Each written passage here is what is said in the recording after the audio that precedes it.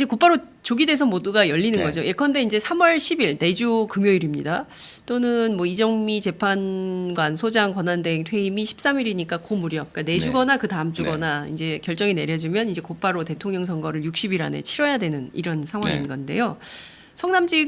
성남시장직은 유지한 채로 경선에 도전하시는 거죠? 네, 원래 뭐 특별히 두 가지를 병행하는데 문제를 느끼지 않습니다. 오늘도 할 일 다 하고 오고요. 아, 그러셨어요? 저녁 때도 하고 네. 또 어제는 하루 종일 네. 오전 빼고는 계속 네. 업무 보고 네. 별로 문제를 느끼지 않습니다. 아, 그러세요? 네. 강철 체력이시군요. 네, 그 정도는 할 수 있어야 네. 그 엄청난 국가 사무 일을 할 수 있겠죠. 초반에는 인기가 굉장히 좋으셨어요. 네. 근데 지지율이 갈수록 하락하고 있습니다. 이유가 뭐라고 생각하세요? 저는 잡초 같은 존재죠. 잡초? 정치 기득권자도 아니고 정치적으로 뭘 물려받은 유산을 물려받은 사람도 아니고 네. 또 거대한 뭐 정치 세력이 있는 것도 아니고 그냥 이 나라를 진정으로 바꾸고 싶어 하시는 소위 민초들 우리 국민 여러분들과 함께 그야말로 옛날에는 없던 새로운 길을 제가 만들어 오지 않습니까? 그 잠시 이제 잡초가 인기를 받아서 네. 좀 못 자랐는데 네. 결국은 다시 원래 자리로 돌아간 거죠.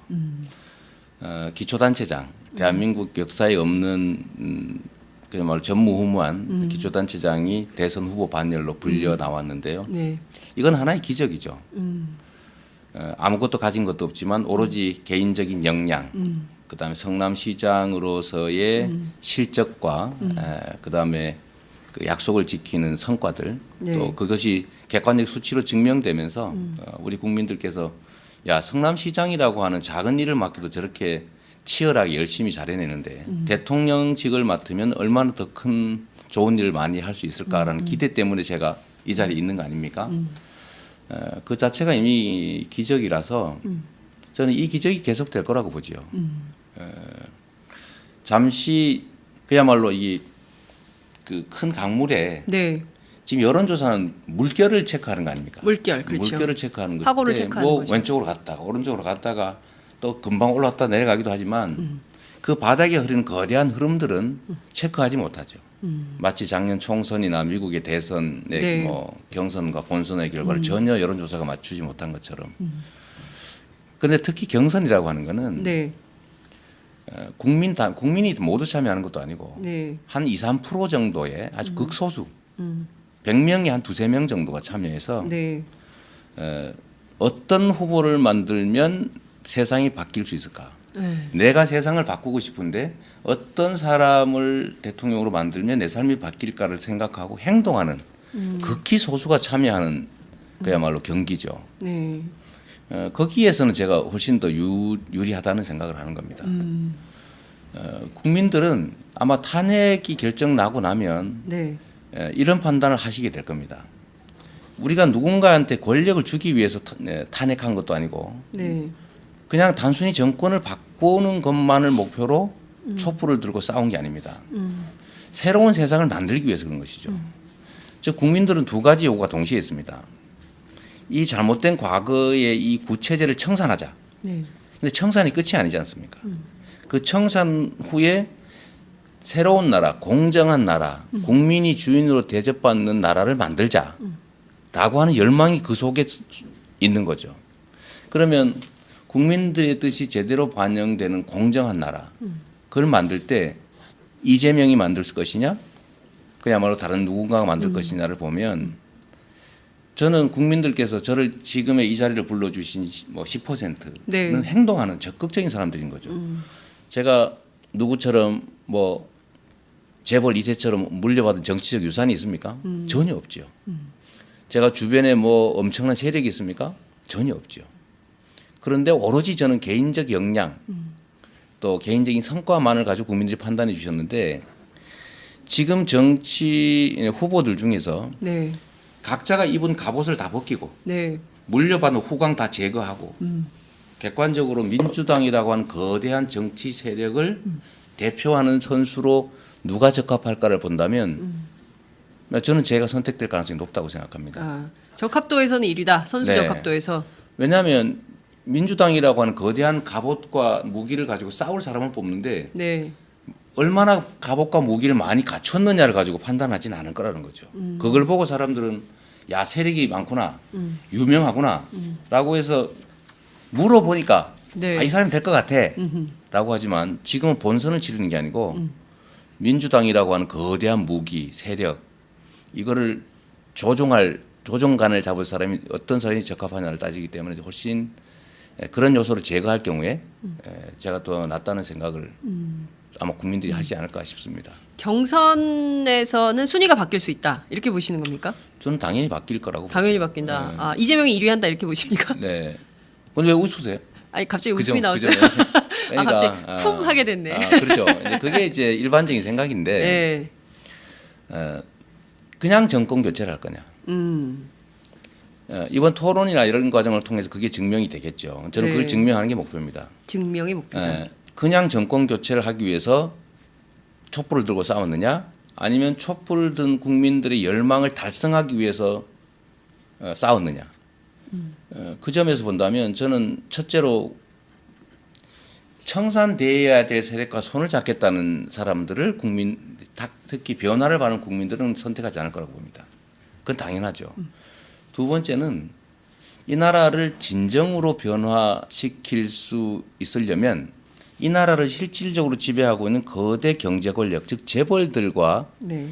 관계를 단절하고 그 재벌들의 기득권 체제에 저항해서 그 기득권을 깰 수 있는 용기와 실천력을 가진 후보라야만이 그가 대통령이 됐을 때 그 기득권을 제압할 수가 있습니다. 그래야 국민들도 기회를 나눠 갖고 그야말로 꿈을 펼칠 수 있겠죠. 그래서 지금 한번 보십시오. 제가 누구라고 말씀드리긴 좀 그렇지만 네. 이 재벌들의 이익을 규제할 생각을 말로는 하는데 실제로는 없어 보여요. 재벌 규제를. 재벌 규제. 예. 실질적인 기득권의 그야말로 기득권을 해체하는 것. 네. 주변 사람들을 한번 봐도 알 수 있고 네. 또 재벌들에 대한 기본적인 태도를 봐도 알 수 있고 결국 재벌들에게 정치 권력이 놀아나는 그런 권력을 만들 거냐. 재벌들로부터 독립돼서 재벌과 싸워서라도 새로운 나라를 만들 의지와 용기가 있느냐라는 측면에서는 저는 확연히 구별된다고 봐요. 그게 결국 이번 경선 과정에서 네. 선택의 주요한 기준이 될 거라고 봅니다.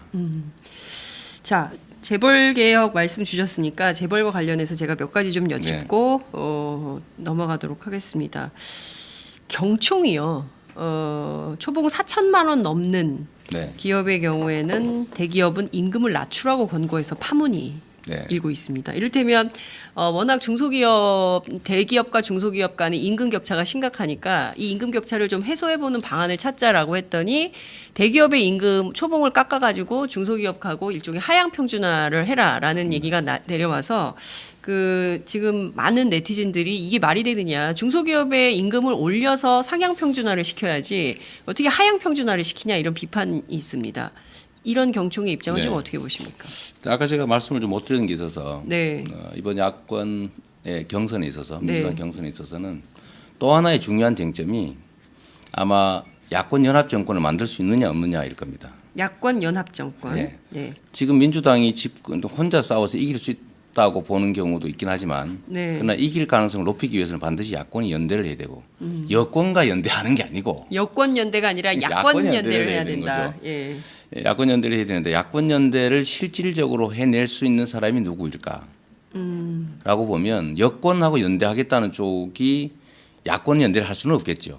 예, 그럼 방향이 기본적으로 다르니까. 두 번째는 여러 가지 이때까지 쌓인 역사 경험이나 네. 이런 것들 때문에 이재명을 빼고는 소위 정의당이나 국민의당 후보와 손을 잡고 연합 정권을 만들어서 제대로 된 국정 계획을 할 수 있는 사람은 없을 것이다라는 점들이 아마 이번 네. 경선에도 또 하나의 중요한 그 선택의 기준이 될 겁니다. 하나 더 말씀드리면 미국이 겪은 그 좀 예상 밖의 결과 있지 않습니까? 네. 미국 국민들이 트럼프 트럼프가 공화당을 대표했을 때 민주당은 자신의 기득권의 벽을 높이 쌓아서 샌더스를 막았죠. 네. 막아서 성공은 했는데 그렇게 성공한 최종 결과는 결국 미국 국민들로부터 버림받고 결국 트럼프한테 져버린 결과를 낳았죠. 이것도 역시 저는 하나의 이번 경선에서 판단 기준이 될 거라고 봅니다.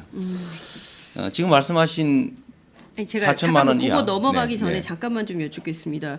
그러면 지금 중요한 게 일종의 이제 대연정이라는 것이 나오는 가장 큰 배경은 네. 사실상 그 누가 대통령이 되더라도 소수당의 한계를 넘어설 수 없기 때문에 소수당이기 때문에 그 한계를 넘기 위해서는 대연정, 연합정부론이 필요하다라고 주장하면서 일종의 여권까지 포함하는 방식의 연정론을 펼치는 건데 이재명 시장님의 경우에는 여권 연대는 안 된다. 네. 그리고 민주당에서 국민의당 그리고 정의당까지 이 또 다른 군소정당, 뭐 군소정당, 녹색당, 노동당 이렇게 이른바 이제 진보의 파이를 넓혀서 네. 집권하는 그러니까 야권 공동 정부의 구상을 가지고 그렇습니다. 대통령 선거를 치러야 된다 민주당이 네. 이런 말씀을 주신 거죠. 그렇습니다. 네. 그 외엔 길이 없습니다. 그런데 여권까지 포함해서 연합 정권을 만들어야 된다. 이것은 정치를 포기하는 행위입니다. 여권 연합 정부는 그 정치를 부인하는 행위죠. 예. 정치라고 하는 게 국민들의 뜻을 대리로 집행하는 것인데 네. 그 자신이 대표하려고 하는 민주당 세력들을 부인하는 세력까지 손을 잡아버리면 정치가 아니라 네. 잡탕이죠. 그것은 정치가 아니라 잡탕이다. 네, 그거는 예. 정치적 상대와 협상과 네. 타협을 통해서 예. 조정해 나가는 거야. 그건 정치의 기본인 거고 예. 그것 자체를 어렵다고 해가지고 아예 그냥 권력을 나눠서 나눠버리자. 그 결국은 청산돼야 될 세력들한테 청산할 무기를 주면 청산을 거부하는 걸 지원하는 꼴밖에 안 되죠. 알겠습니다. 그건 정치를 부인하는 행위입니다. 예, 그건 정치를 부인하는 행위다.